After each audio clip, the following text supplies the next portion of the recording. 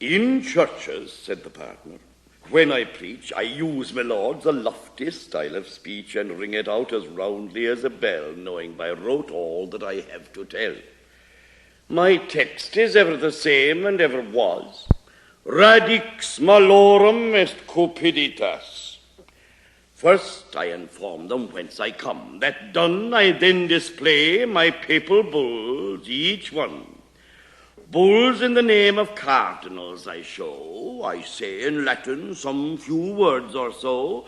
Then I display my cases made of glass, crammed to the top with rags and bones. They pass for relics with the people in the place. I have a sheep's bone in a metal case. Good men, I say, dip this bone in a well, and if cow, calf, or sheep, or ox should swell from eating a worm or by a worm be stung, take water from this well and wash its tongue, and it is healed at once. And furthermore, of scab and ulcers and of every sore shall every sheep be cured, and that straightway that drinks from this same well. Heed what I say. If the good man who owns the beasts will go fasting each week and drink before cock-crow out of this well, his cattle shall be brought to multiply and his property increase. Moreover, sir, this bone cures jealousies. Though into a jealous madness a man fell, let him cook his soup in water from this well. He'll never, though for truth he knew her sin, suspect his wife again. But I must say, good men and women, if any here today has done a sin so horrible to name, he daren't be shriven of it for the shame. Or if any woman, young or old, is here who has cuckolded her husband, be it clear they may not make an offering in that case to these my relics. They have no power nor grace. But any who is free of such dire blame, let him come up and offer in God's name, and I'll absolve him through the authority that by the Pope's bull has been granted me. By such skullduggery I've won year by year 100 marks since being a partner.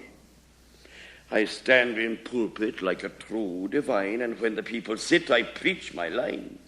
I take care to stretch my neck well out, and over the people I nod and peer about just like a pigeon perching on a shed. My hands fly and my tongue wags in my head so busily that to watch me is a joy.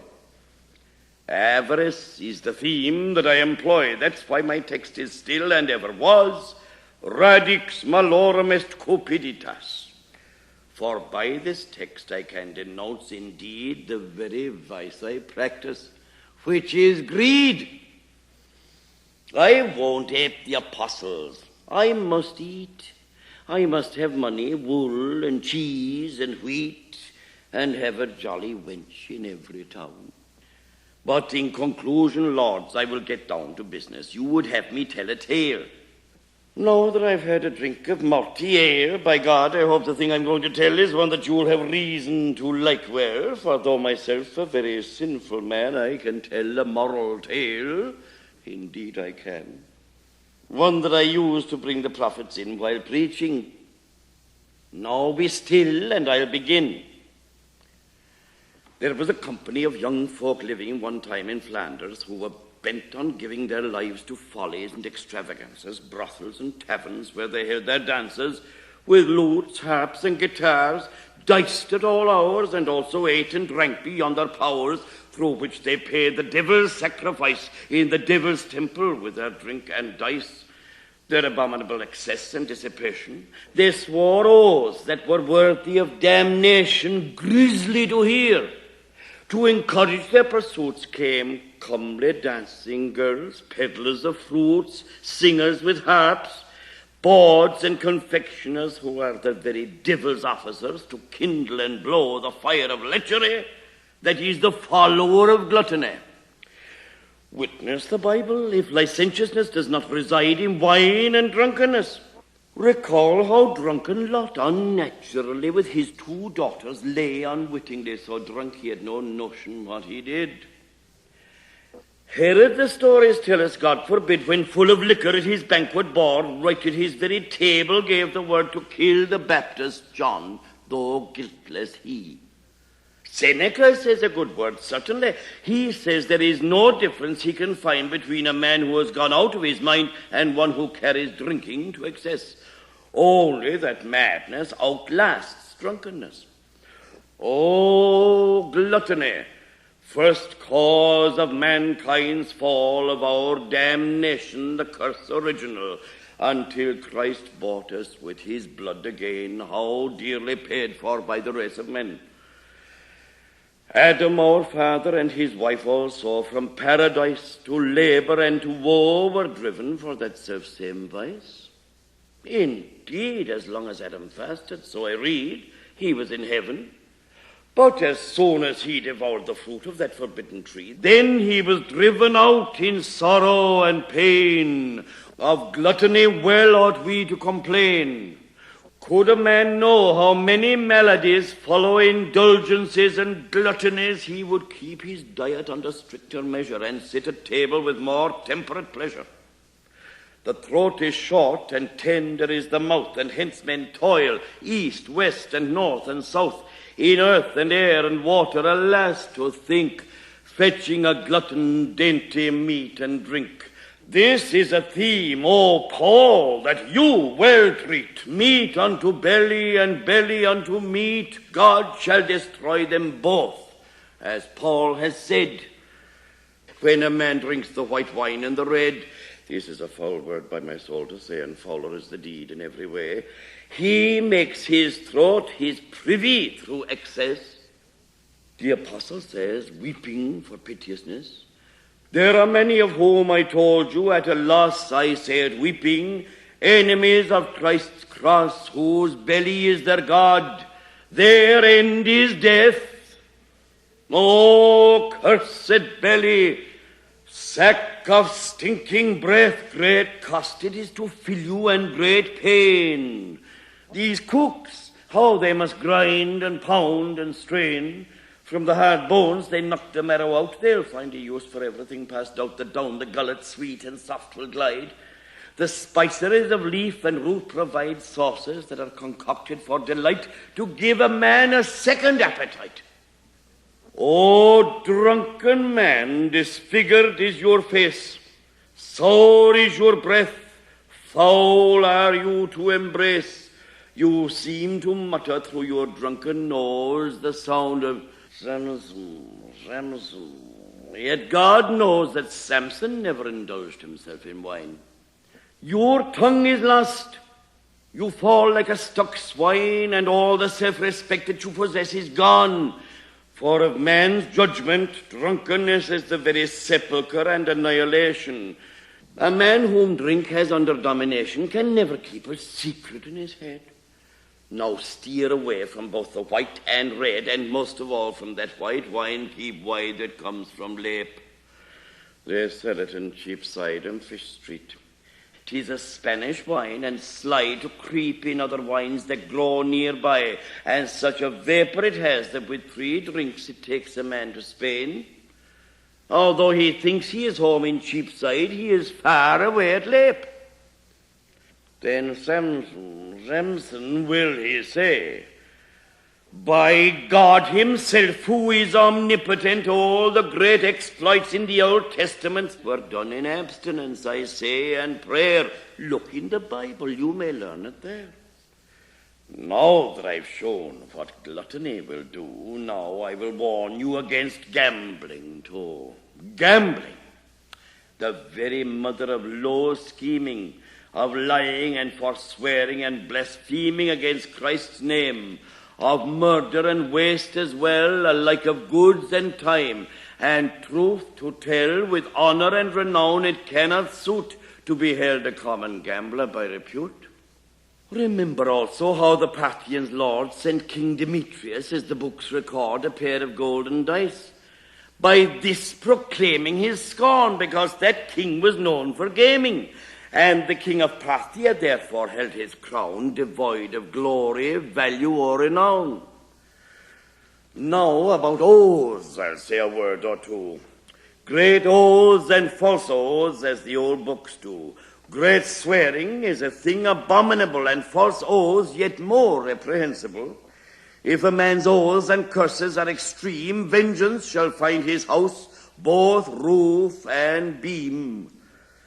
By the precious heart of God, and by his nails, or my chance is 7, by Christ's blood it hairs, yours 5 and 3, or cheat me, and if you do, by God's arms, with this knife I'll run you through. Such fruit comes from the bones that bear a bitch's oaths, broken, treachery, murder. For riches of Christ's love give up curses without fail, both great and small. Now, sirs, I'll tell my tale. These 3 young roisterers of whom I tell, long before prime had rung from any bell, were seated in a tavern at their drinking, and as they sat, they heard a bell go clinking before a corpse being carried to his grave. One of these roisterers, when he heard it, gave an order to his boy. Go out and try to learn whose corpse is being carried by. Get me his name and get it right. Take heed. Sir, said the boy, there isn't any need.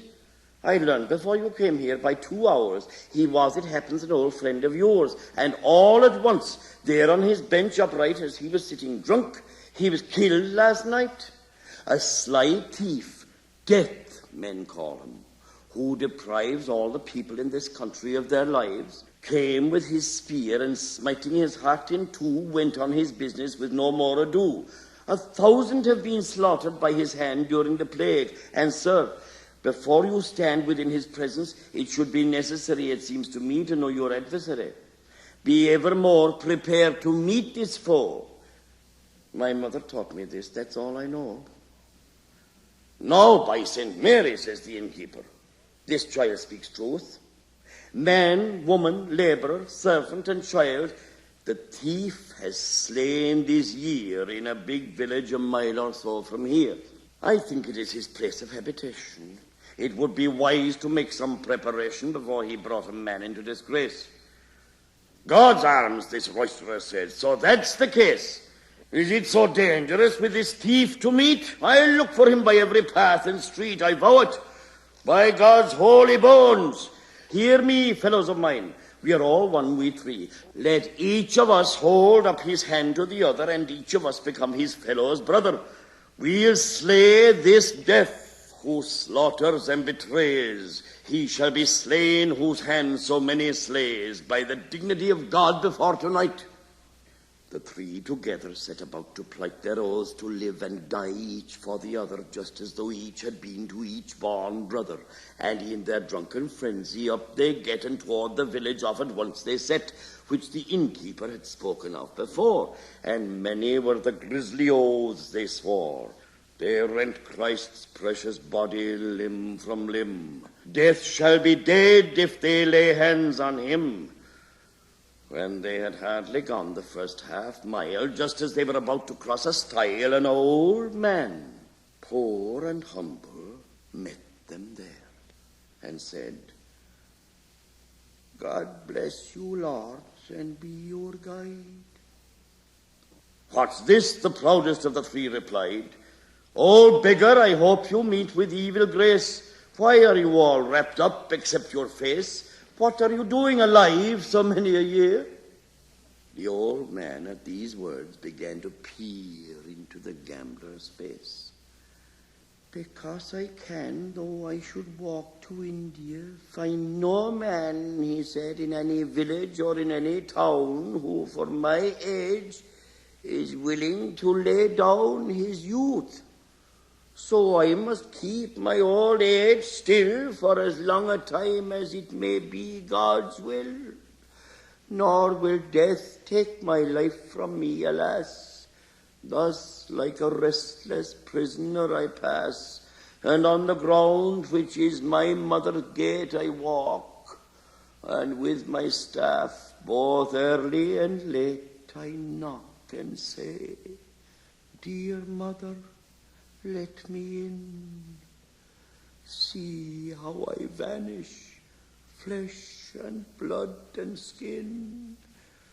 And yet she still refuses me that grace.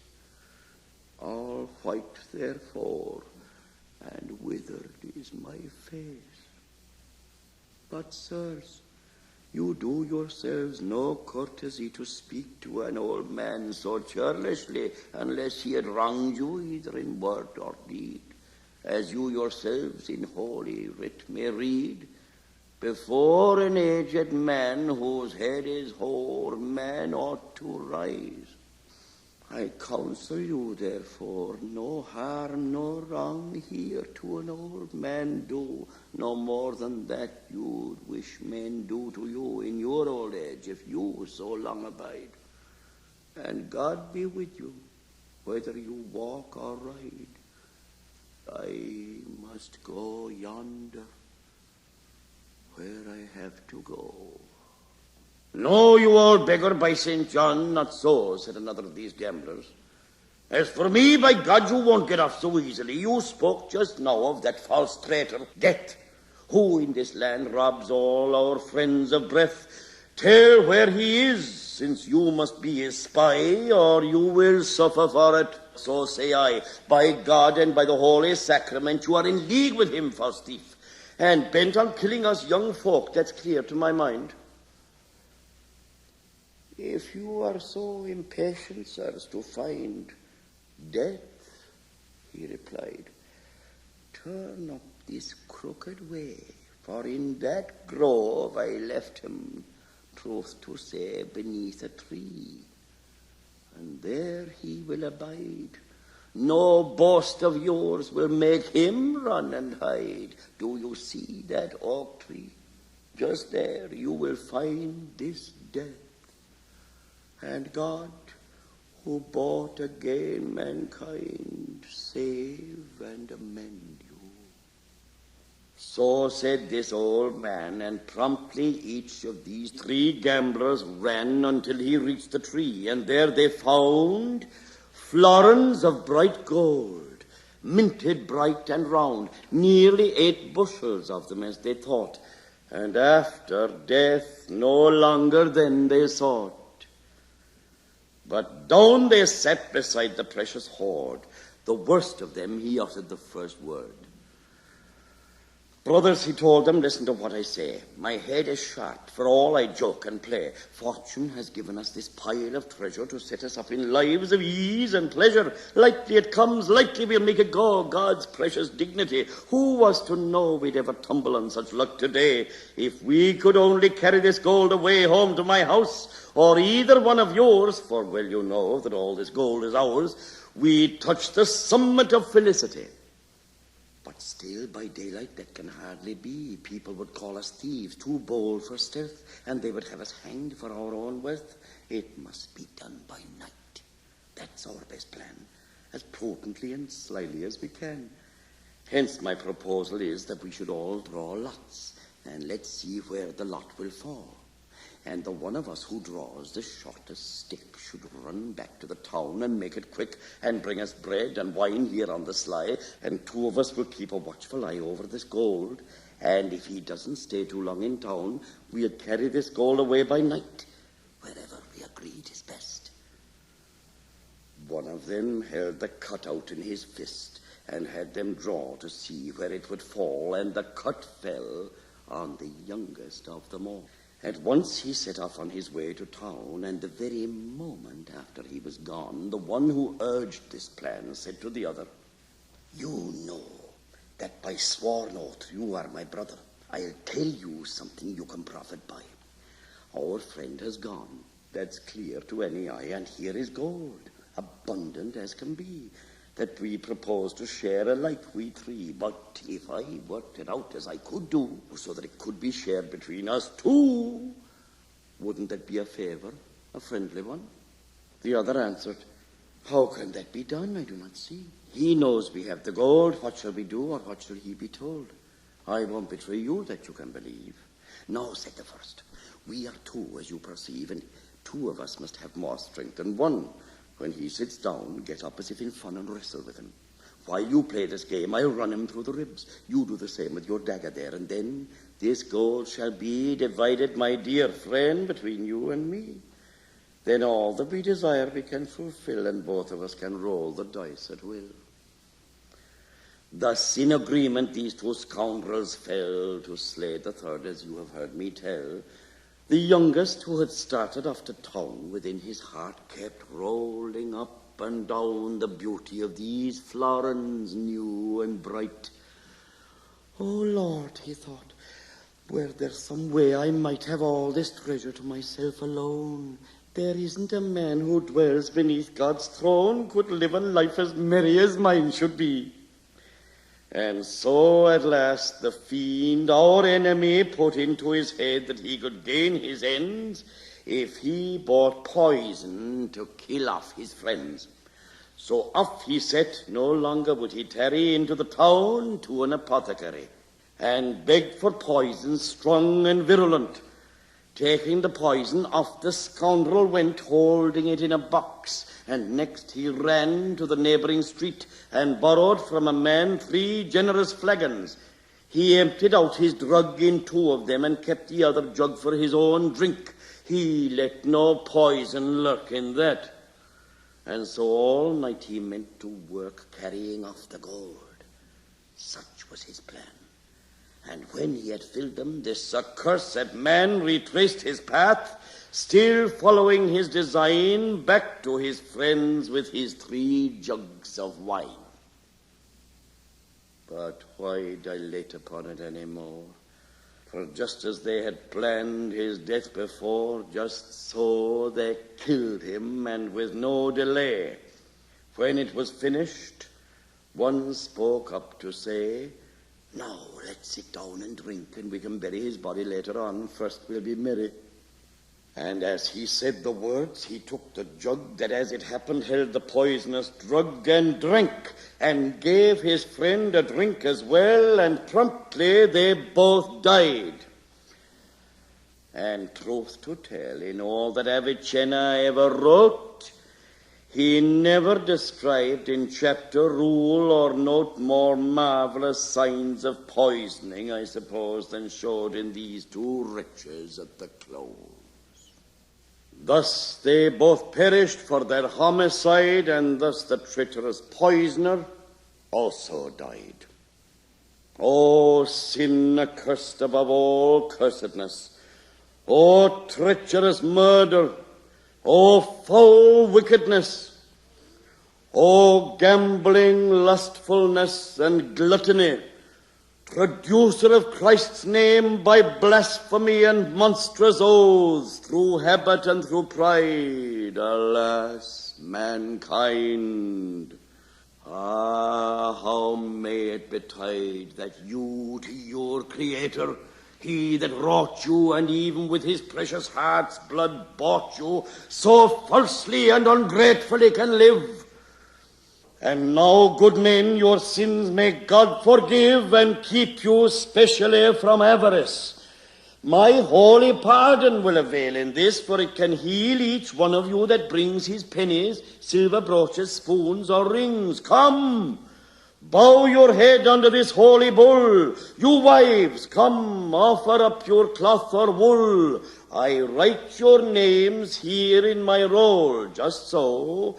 Into the bliss of heaven you shall go. I will absolve you here by my high power, you that will offer, as clean as in the hour when you were born. Sirs, thus I preach, and now Christ Jesus, our soul's healer, show you how within his pardon evermore to rest. For that, I will not lie to you, is best. And in my tale, sirs, I forgot one thing. The relics and the pardons that I bring here in my pouch. No man in the whole land has finer, given me by the Pope's own hand. If any of you devoutly wants to offer and have my absolution, come and proffer whatever you have to give. Kneel you down here humbly and take my pardon full and clear. or have a new fresh pardon, if you like, at the end of every mile of road we strike. Indeed, it is an honour I confer on each of you, an authentic partner, going along to absolve you as you ride. For in the country mishaps may betide. One or another of you in due course may break his neck by falling from his horse. Think what security it gives you all that in this company I chance to fall, who can absolve you each, both low and high, when the soul, alas, shall from the body fly.